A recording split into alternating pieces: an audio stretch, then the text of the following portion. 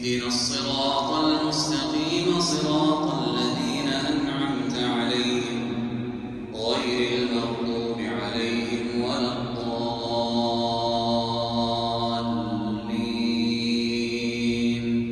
آمين.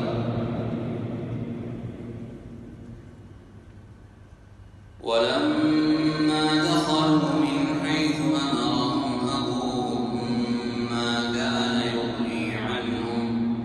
ما كان